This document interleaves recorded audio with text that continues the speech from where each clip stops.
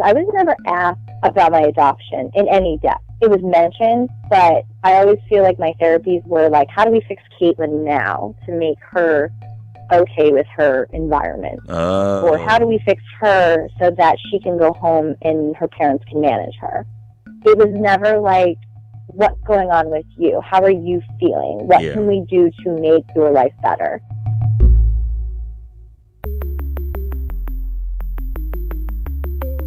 Who am I? Who am I? Who am I? Who am I? Who am I? Who am I? Who am I? This is Who Am I, Really? A podcast about adoptees that have located and connected with their biological family members. I'm Damon Davis, and on today's show is Katelyn. When I spoke to her, she was living in New York City, planning a move to Northern Virginia.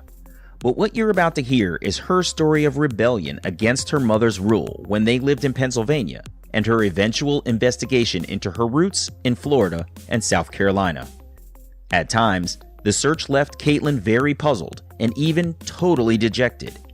After an intensive search, she found her birth mother and sisters, and her birth father in prison.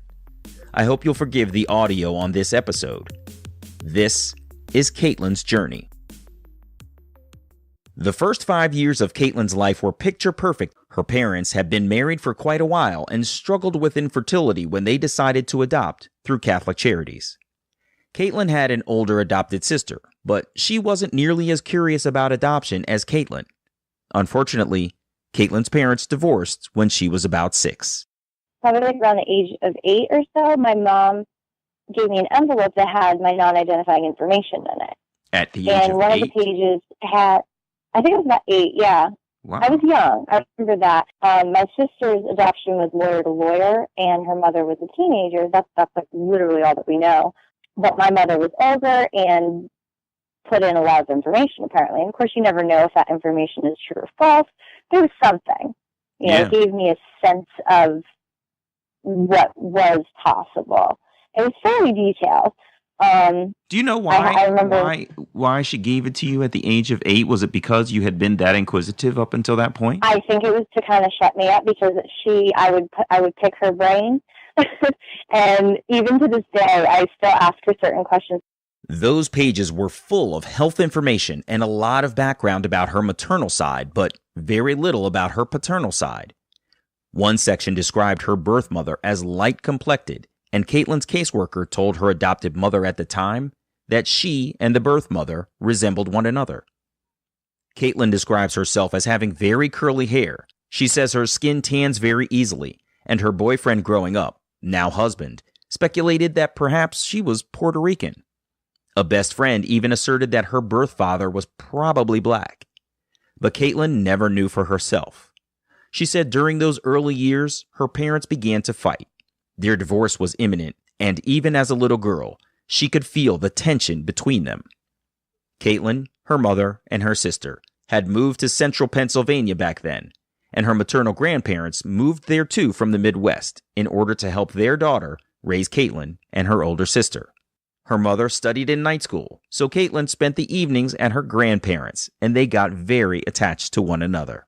I ended up spending a lot of time with them, and they were kind of a godsend because I was very outgoing and active, and my mother was, my adopted mother was under a lot of stress, and I don't think she was prepared to raise 2 girls on her own. I mean, my dad was still in the picture, but he was a pharmacist, he worked a lot, we only saw him every other weekend, so, pretty much she had full responsibility for us. My evenings were spent at my grandparents', and I developed an extraordinarily close relationship with my grandfather. He was probably the only, true father figure I had growing up. He's my best friend. I mean, he was a quiet man, but the one thing he always told me is you're not going to learn anything if you don't ask questions. Yeah. My mom tried to raise me as being seen and not heard, and yet my grandfather, and then also my adoptive aunt, my mom's sister-in-law, they kind of embraced my personality and my spirit, I guess. Katelyn believes her adopted mother was deeply impacted by her inability to have children naturally. She was raised on a pathway that would make her a good wife and mother, so When she couldn't have children, she may have felt like she wasn't good enough. Katelyn says her adopted mother was very controlling, and their opposing personalities made their home life challenging. From a very early age, I remember she controlled everything, even down to the toys I played with. Like, I had no choice in my own self-expression. And I'm really? someone who, I'm someone who is artistic and musical, and I don't ever shut up, and very active, and she's just complete opposite of all of that. So that must have been stressful for you then, to be held back in that way. Yeah, and that turned me into a quote-unquote problem child, because she didn't understand, I guess, what I needed. And then my adopted sister, she was quiet and kind of mouthy and just, kept to herself and liked to read books. And, she was more like what I guess my mother expected out of a child. Mm-hmm. So we were two, and I think it was also hard for my sister growing up because I tended to get more attention, or at least demand more attention. But yeah, no, it was definitely difficult. And then I was also raised in a really strict church. Mm-hmm. And my mother being a divorced mom, the church kind of did look down on her. And so I just started seeing really weird things that didn't feel right to me when I was at a fairly young age. It was just uncomfortable to me. And I remember my grandfather telling her that he felt that that the church was basically kind of like a cult. And I remember him, kind of just telling her that it was not a good thing for us, young kids to kind of be around that. It was too intense. I've suffered from some pretty severe anxiety as of late. And now, reflecting back now, I do realize that I had some pretty major anxieties. A lot of her anxiety stemmed from her mother. Threatening if I didn't behave that I was going to burn in hell and, get my heart right with the Lord, because if God comes back, then I'm going to be left here on earth alone, a young child. Like, a horrible thing. Mm-hmm. Horrible thing.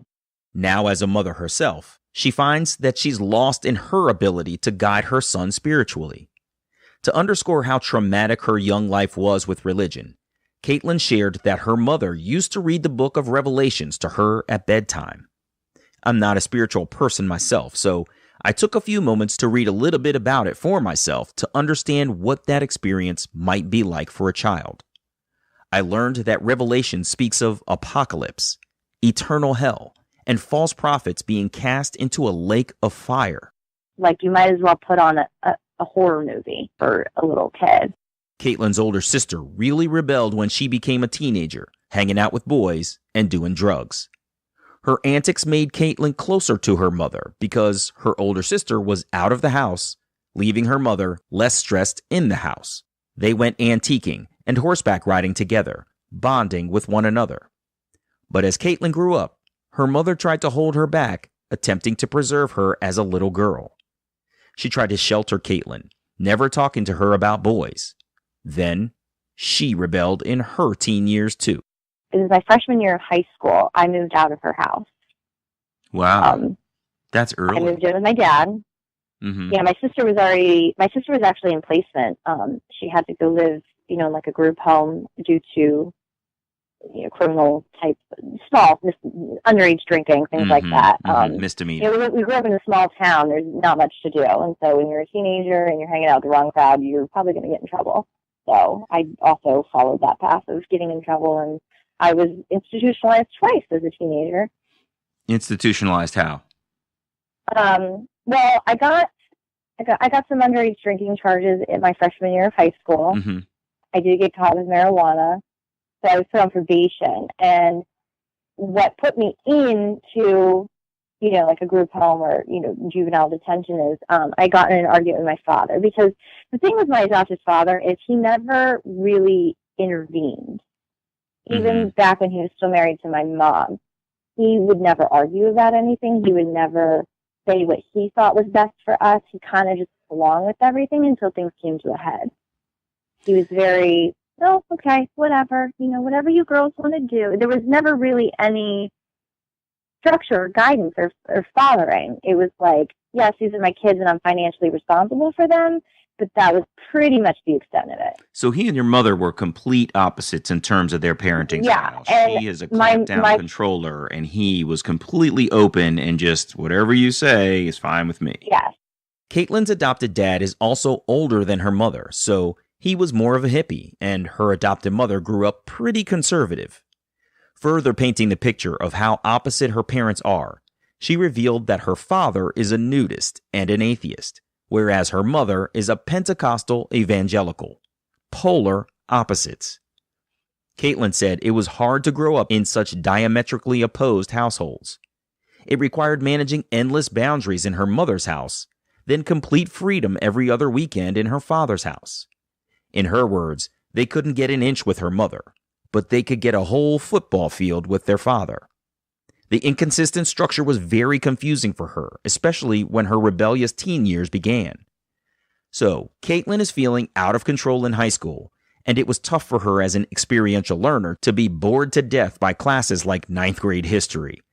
She skipped classes, blatantly telling her history teacher she wasn't attending when he asked.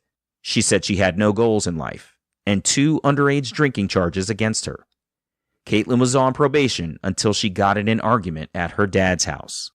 And what tipped it over from being just, a kid on probation to being institutionalized is that I was at my dad's house, and I forget what we were arguing about, but I was out of control or something, and I went out in our backyard, and I was on the phone with my now husband at the time, and I was like, I don't want to live here anymore. I don't know where I'm going to go. I can't go to my mom's house. I hate her. I hate my dad. I hate my stepmom. I hate everybody. Wow. I just don't want to be here right now. And I couldn't go to his house.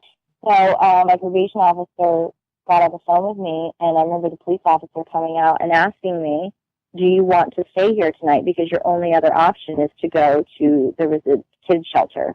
And I said, yeah, take me there because I don't want to be here. Wow. So I basically volunteered myself to be taken away. So I spent 2 nights in the shelter. She saw a girl in the shelter that she didn't care for too much, so she decided she actually didn't want to be there. But once you're in residence with a facility of that sort, you can't just leave. You have to proceed through proper channels to return home. Her exit was a violation, so she was then considered a runaway. A police officer who knew her family happened to pick her up, returned her to the shelter, but he confiscated her shoes.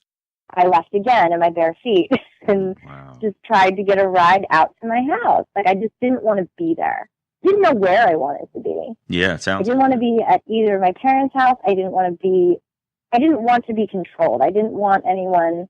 It's not that I didn't want anyone to tell me what to do. I just didn't want to be in any of the environments that apparently I was only legally allowed to be in. Right. I just wanted to get the hell out of there. So after the second time I left, they took me out to the actual detention center, lockup, jail. Katelyn's probation officer knew the whole situation. Of course, she recognized Katelyn's intelligence but wondered what to do with her. Her PO found a great group home 90 minutes from her hometown. They were an adoption and foster agency with a group home on campus. It was a more relaxed atmosphere, focused on therapy over discipline.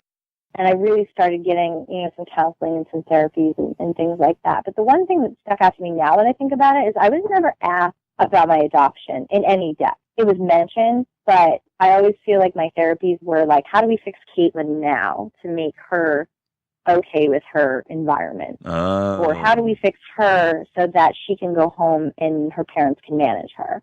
It was never what's going on with you? How are you feeling? What can we do to make your life better? It was let's put a Band-Aid on this, and then we'll send you home. Katelyn was a group leader, facilitating group meetings and giving motivational speeches to tamp down the other girls' rebellious outbursts. Her leadership earned her more of the highest privileges. She was in a place with structure, but she was allowed to be herself. They were embraced as individuals, and the focus was on working on themselves. Katelyn is still in touch with some of the women from the program today. As we talked, Katelyn mentioned that some of the other girls also didn't know their parents. They were in jail. The girls had been in foster care, and another friend of mine, her brothers were either adopted out or put in foster care, so she had these two little brothers, but never had contact with them. And I remember thinking that was so sad. Like, that's not right. Those are your brothers. Yeah. Like, that's not right that you can't, you guys are kids. Like, what did you do that you can't see? Because they weren't allowed to see each other, which I didn't understand. Mm-hmm. You know, they shared the same mother, and to me, they weren't, you know, having no contact was ridiculous. Yeah. One of the things in my non-identifying information is that I have a half biological sister who's 6 years older than me. She was about 6 years old at the time of my birth. Mm-hmm. And I always remember thinking about her. And I was like, she was sick. She would have had to have known her mom was pregnant. Mm-hmm. So she has to know about me. You know, I always kind of held on to that, you know, not only did I have this information about my birth mother, but, like, I have a sister. Yeah. There is another person out there that shares, you know, this maternal connection with me. And I always used to, when I would talk about my adoption, I'd always include her as a detail. You know, I don't know who she is, but I have a sister. You know, didn't know who she was until recently. So. Wow. That's really interesting that you felt that deep connection with her, that you always wanted to mention her. Yeah. And my birth mom now also says that, you know, because I was always a presence in her life. I don't think she really understood the whole thing, but she knew that, you know, our mom was having a baby and that the baby couldn't come home. So she did, you know, from an early age. I've talked to her about it, and she doesn't remember a lot around that time other than, like, mom couldn't bring the baby home. Wow. But again, she's always known about me. When Katelyn turned 19 years old, she signed up with the Florida Adoption Reunion Registry, but nothing happened.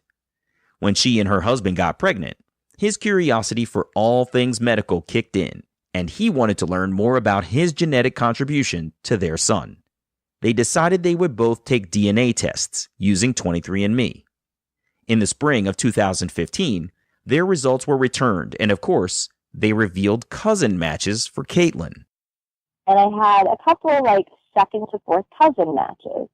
And it immediately clicked to me, like, wait, I'm actually related to these people. Mm-hmm. Somewhere down the line, this person and I have someone in common. She started messaging her paternal cousins, Kimberly and Julia. Kimberly didn't know who her own birth father was, but it was clear they were related on her paternal side, so Kimberly couldn't help.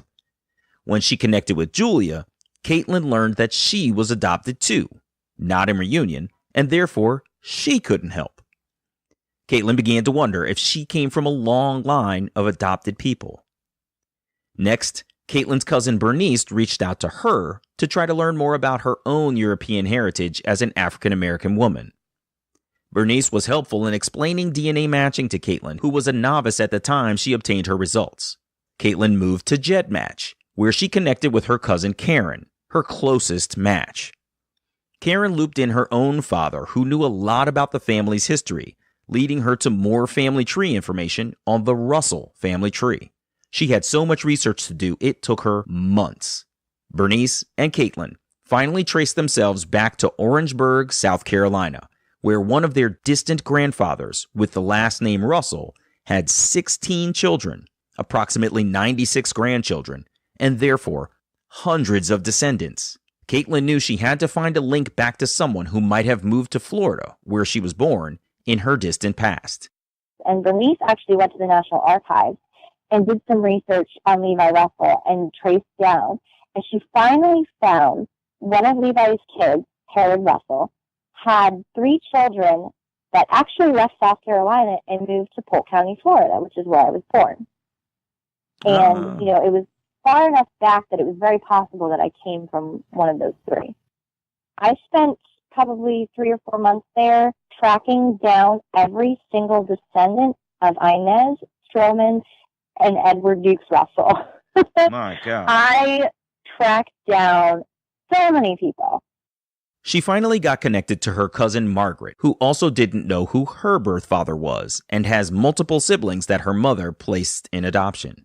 Margaret did a DNA test to try to verify their tie to one another, and the group of 3 people Katelyn discovered had moved to Florida.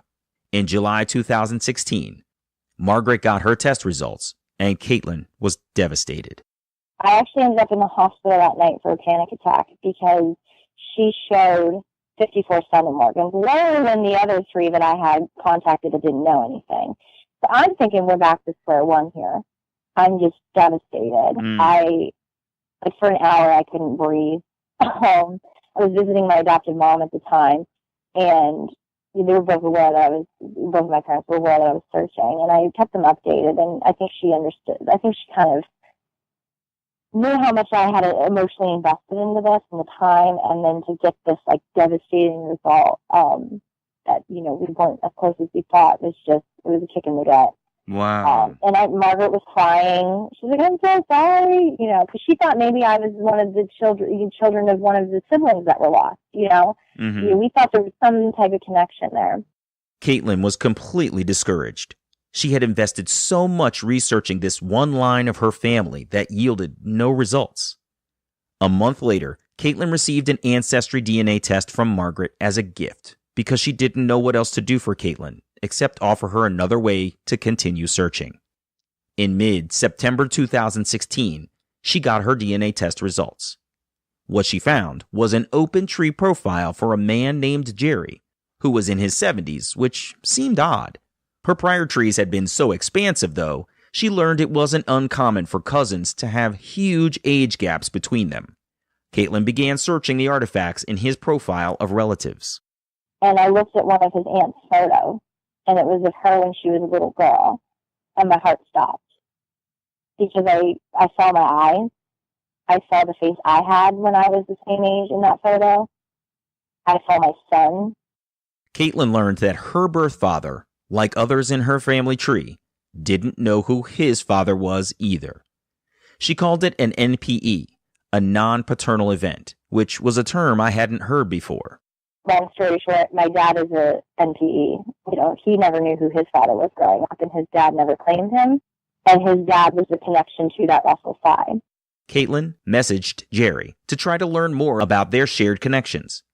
Her non-identifying information told her that her grandparents had some specific ailments, one causing her grandmother to be confined to a wheelchair, and she knew their causes of death. But she was never able to match those details up with anyone on any family tree. Turning to her supporters in the Facebook group, Random Acts of Genealogical Kindness, she requested assistance in locating a death certificate for her grandmother. Someone found the death certificate for a woman they thought was Katelyn's distant relative. I knew that if this was indeed my great-grandmother, that either one of her sons or her son-in-law had to have died of cancer in their 40s. The same person found a death certificate for her son-in-law, and he died of lung cancer at the age of 47. And I remember thinking to myself, 45 and 47, and I was like, does 2 years make a difference? If this is the same person? And she's like, that's your grandfather. Wow. And I remember just like, my son was in his room, and I was standing out in the kitchen, and I just started like laugh crying. Yeah. Ugly cry laughing. Yeah. And he's like, Mommy, are you okay? And I'm like, I am so happy. Like, what? The next step was to try to find that man, her supposed grandfather's children. Katelyn knew she had aunts, her birth mother's sisters. She began searching for the siblings on Facebook. Knowing one of her aunts had passed away, the search for her birth mother was narrowed to only 2 women. Dawn and Kimberly. And one of them was light complected, but I was dark like the other one. And, over time, people change their looks. And I really am like, it was not a dead giveaway who would be the mother. It was not like, this is, that's obviously my mom. I had no idea. And then also they're so intertwined on Facebook, and their children are so intertwined on Facebook. I couldn't really sort out whose kids were whose. So she reaches out to her cousin Jason, introducing herself as either a half-sibling or a cousin. Katelyn sent the details of her non-ID. She prepared herself for the worst as Jason reached out to his Aunt Kim. But the waiting game wreaked havoc on Katelyn's emotions. My emotions were so high, I could not function. I was a horrible mother that week. I neglected my husband. I neglected my child. I don't think I cooked dinner. And I was a mess. I was a complete mess. Jason got busy and hadn't contacted his aunt. So when Katelyn messaged him a week later to check in, he apologized and stopped everything to go and call his Aunt Kim. 15 minutes probably passed by, and he sent me a message on Facebook, and he said, call me right now. your mom wants to talk to you. What? Your real name is Keely. And of course, this all happened at 9 o'clock at night when I was trying to put my son to bed. So I'm hysterical. My kid's feeding off my energy. My husband was busy doing homework at the time. It was a mess. It was a complete mess. Like, people are trying to imagine how these things are going to play out. And, like, nope, it just happened all of a sudden. Like, I knew I was close, but, like, I wasn't alone. I didn't have time to prepare for this. So I'm like, what? Of course, it was 9 o'clock at night, and as life would have it, her son just would not go to bed so she could speak with her birth mother. Late that night, Katelyn got her mom on the phone. I finally got my mom on the phone, and it was, I mean, she was also hysterical. One thing that kept me going growing up about the possibilities of reunion is because I was so different than my adoptive parents, I always told myself, if my mother is anything like me, this will be good. It'll be good. Yeah. I would not foresee myself in the same situation, rejecting a child or not being open. Like, if I had to make that decision, I would have wanted it to be open and talked about. Mm-hmm. I'm not someone who would have kept a secret and kept quiet. And I always told myself, and, everyone always reminds me, well, maybe she did drugs, or, maybe she was raped, or, all these horrible things that do happen. I did have to keep this in the back of my mind, but I've always been the same person since I was really little, and I kept telling myself, if she's anything like you, it'll be okay. Yeah, it'll be awesome. Right. And my mom is exactly like me, but she actually talks more than me. If you can imagine that. She's energetic and outgoing and nervous and frantic sometimes, and she's wonderful. So anyway, come to find out, we started talking, and she said, I've loved you. I've always loved you. I've prayed for this day. She was so excited. I talked to her now husband, and he's like, your mama has talked about you. Like, we've been waiting for this. He's like, your sister's going to be so excited. Christine, my older sister, she's going to be so excited. I started getting Facebook friend requests and messages from people, and it blew up. Finally, Katelyn got a moment to ask about her birth father. Her mother said, that's something I really want you to talk to your uncle Ernest about. She's like, I don't want to paint your dad in a bad light, because the memories I have of him dating him were all good up until I told him I was pregnant with you. Wow. And, she basically told me that she told him that she was pregnant, and he basically left the room. They were at his mom's house at the time, and he just up and left. A couple weeks later, he had a new girlfriend. He wouldn't talk to my mom. He wouldn't have a conversation with her about it. She talked to his brother, my Uncle Ernest, and was just like, I don't know what to do. Like, she was already a single mom of, 6-year-olds, and here she is, 22, pregnant again. Right. And, this man that she loved and thought things were going well with just straight up and peaced out. Without even saying anything. There was no closure. There was no, okay, yeah, I'll give the kid up for adoption. There was nothing. There was no communication.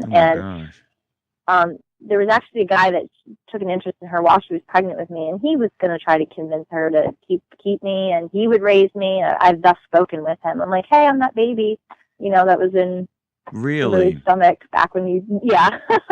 But she wouldn't have felt right doing that, because it would have been, just wouldn't have been good. And, now that I know more about my dad's history, he didn't grow up knowing his father, and his mom that raised him, it was a very abusive home.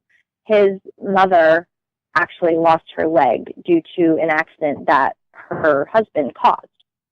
Wow. She lost her leg because he basically ran her over with a truck. Oh my gosh. Alcoholism, abuse, sexual abuse. It hasn't been talked about, but my uncle, he was this big 300-pound, big burly bear man, and he broke down in tears when I would ask him questions. It was just too painful for him. He loves my dad, his half brother, but my dad is actually in jail for life. He will not be getting out due to some sexual offenses on children. And of course, I did start corresponding with him, and he claims that my mom never told him, and he's so excited. And, he loves me and that he's such a good dad to my other two siblings, who one of them actually does not know he is her father. She's only 13. I'm friends with her on Facebook, and I'm so frustrated because the child in me wants to be like, I'm your sister. We share a father. But the adult in me is like, I would probably screw this girl's life up if I told her. Yeah. Wow. And then I have another sister who's, I think she's 21 or 22, that I think thought she was an only child. And she's the only one who ever really had any contact with her dad. But again, he was out of her life by the time she was like 4 or something. It's just, it's very bittersweet, and like, again, two extremes. My mother's life hasn't been easy, but again, she is a loving mother and has tried her best to take care of, my 3 sisters, and, she takes care of her grandkids, and, she's in a loving relationship, and she's finally, I think, found some peace in her life. Whereas my dad, he's destroyed everything he's ever touched. And that's been a pattern of behavior since he was a teenager. I've come to the understanding, and he's never told me straight out. I've stopped contact with him just because I'm at a point right now with him that I don't know how to get closure on that. Yeah. And until I can figure out what that looks like and what that is, I can't put myself through that, because he's not honest with me, and he tries to manipulate, the things that he says to put himself in good light when I know the truth.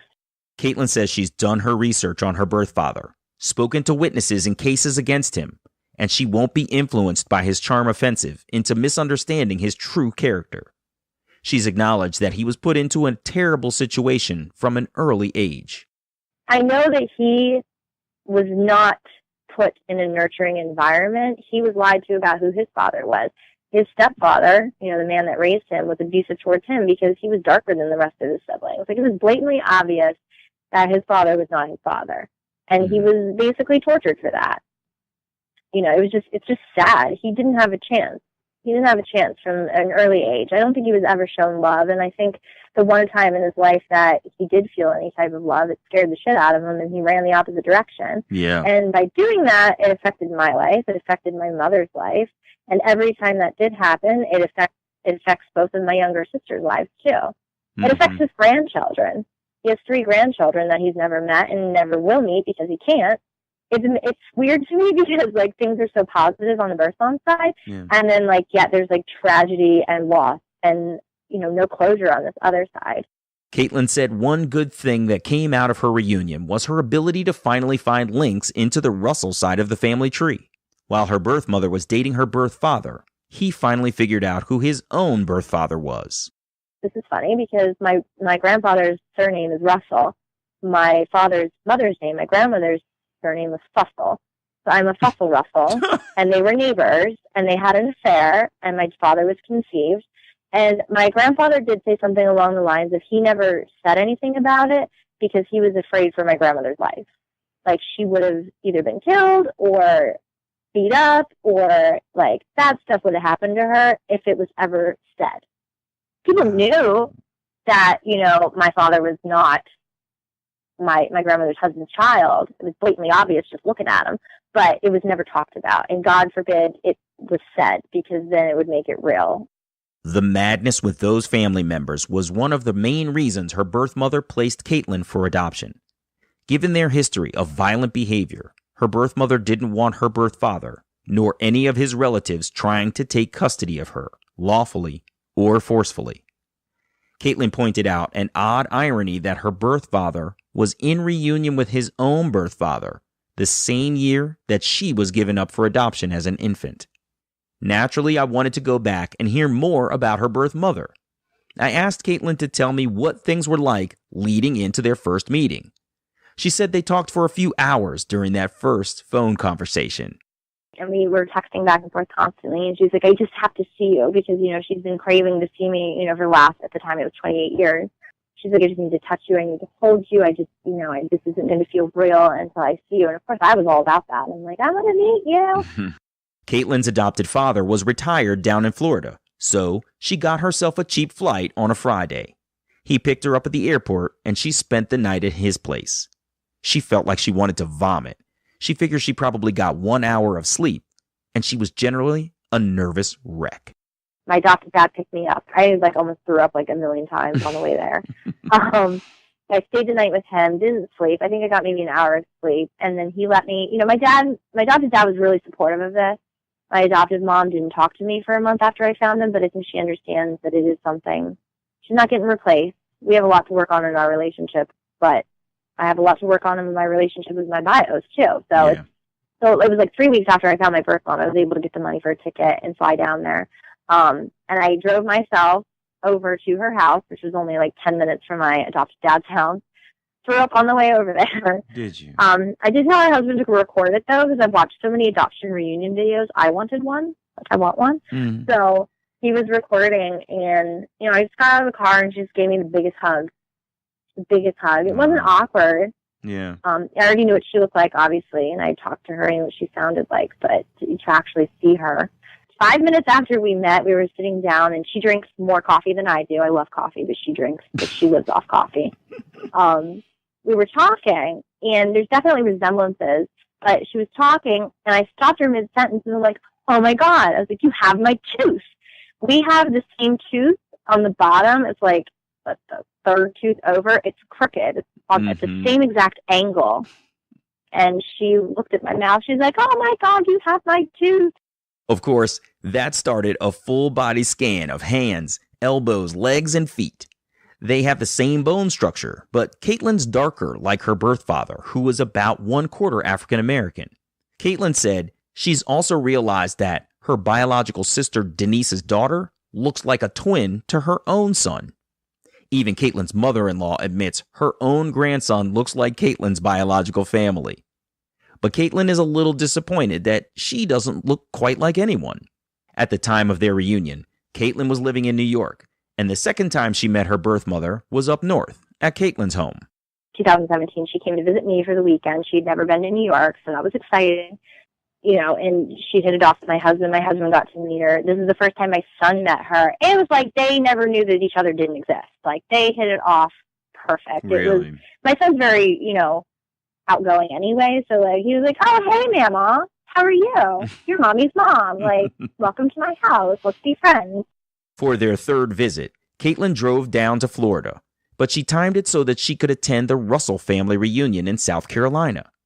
She talked to so many people whom she had researched and shared how everyone was related. I got to meet, people that are descendants of my third grandfather, the original person I had to research. Florida. Oh, I finally got to meet Margaret. I hadn't met Margaret yet, and Margaret played such an important role. I ended up helping her find her birth father. We've since found one of her lost siblings. Wow. There's still progress in that, but not only have I found my answers, but I found, fulfillment in helping other people. When the long drive down the East Coast was over, Katelyn was in Florida at her birth mother's house. She spent a week with her relatives, and things went really well, but she said it was really hard to end that third visit. I had a really hard time after this last visit, though. I was driving home, and I was almost back up, to my mother-in-law's house, all the way back up in PA, and I had to go to the hospital for another panic attack. For some reason, I felt so comfortable being there for a week. I saw some of my cousins, I saw my aunt, I saw all my nieces and nephews, and, it was just wonderful. Edison had a blast. Mm-hmm. And then, I don't know what it was, but I just was hysterical, and I had to pull a car over. It was awful. And then I told, my birth mom, she also has panic attacks and anxiety and depression. And, we have some of the same thing. Like I said, she's exactly like me. I was right. Yeah. And, I was open and honest with her, and I said, listen, I'm in a really bad spot right now. I don't know what to do. I don't know what this means. I don't know where to go from this. I was struggling with the stuff that, with my dad. It was just so much. It was so much. And I didn't want to leave. I actually ended up staying an extra day there, and then finally forced myself to get in the car and leave. And it was awful, horrible. So it almost felt like someone died, even though they're all still very alive and well in Florida. Mm-hmm. It was just someone ripped the umbilical cord apart again. It was horrible. But I took a break, and, living in New York City at the time, I was able to find a therapist that specialized in adult adoptees, and I started seeing her and talking to her. And unfortunately, we moved again. So, I only got a couple months sessions, with her. But it's something I'm definitely going to pursue. I feel like I never really took care of myself mentally or emotionally. It was always slapping a Band-Aid on it, getting to the next point in life. But this is something that I need to deal with and understand. And even though things are great with my mother, we both want contact, we want visits. But because she's in Florida and I'm up here, it's like dangling a carrot or a bone.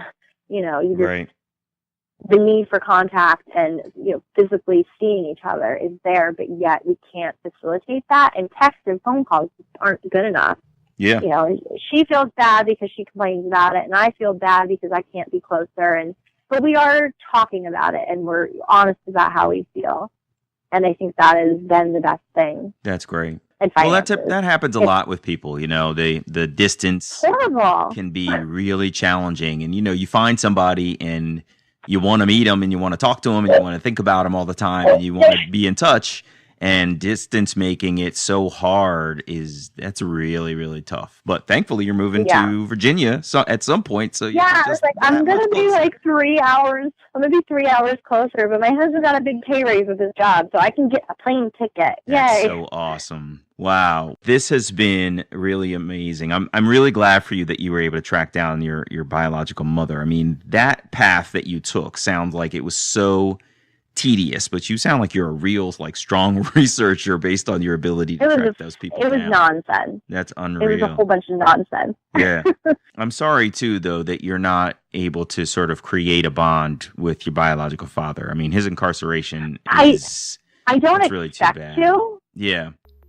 I just want him to be responsible for the things that he's done. That's I think what closure would be for me is him owning up to everything that he has done and how it's affected everybody. Yeah, I hear that. That's all I want from him. That's all I probably could get from him. So. Okay, Katelyn, I gotta go. Take care. Thank you so much for sharing your story. Thank you. Good to hear from you. Bye. All the best. Bye. Hey, it's me. Katelyn's search to find her birth family had some of those disappointing ups and downs so many of us experience. We invest heavily in a research angle that we hope will yield results, only to find a dead end. Thankfully, she was able to track down an open ancestry family tree and her mother's and aunt's profiles on Facebook. It was really cute to hear that she was having such a great time connecting with her birth family that she didn't want to leave Florida. I was sorry to hear that her birth father was incarcerated, and it's sad to think that the closure she wants, him taking ownership of his actions and their cascading impacts, is unlikely to happen. Still, she figured out who he is, and sometimes that's all we get from a search. I'm Damon Davis, and I hope you'll find something in Katelyn's journey that inspires you, validates your feelings about wanting to search, or motivates you to have the strength along your journey to learn. Who am I, really? If you would like to share your adoption journey and your attempt to connect with your biological family, please visit whoamireallypodcast.com/share. You can choose to share your whole story, maintain some privacy about parts of your story, or share completely anonymously. You can find the show at facebook.com/WAIReally or follow me on Twitter at WAIReally.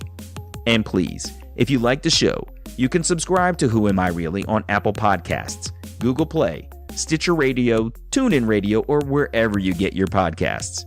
And while you're there, it would mean so much to me if you would take a moment to share a rating or leave a comment.